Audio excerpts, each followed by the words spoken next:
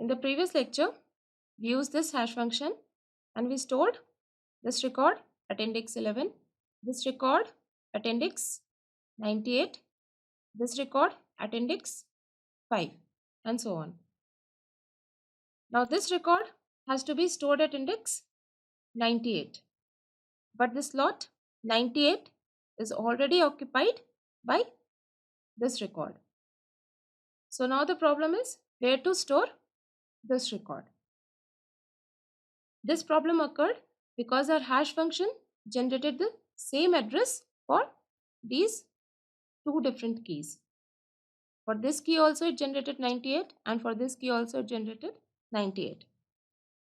Now this problematic situation is called collision and it occurs when our hash function generates the same address for different keys.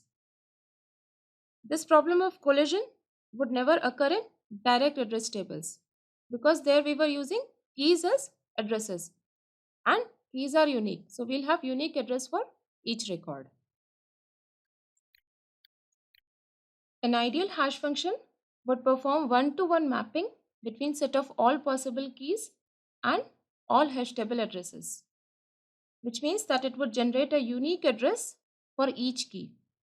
But this ideal hash function is practically not possible. So it is almost impossible to make hash functions that can totally prevent collisions. The best we can do is design a hash function that minimizes collision. Now since we cannot fully avoid collisions, we'll need some collision resolution technique. A technique that will tell us what to do when a collision occurs. We'll study about these two collision resolution techniques later in this course. Now in the next lecture, we'll see some examples of hash functions.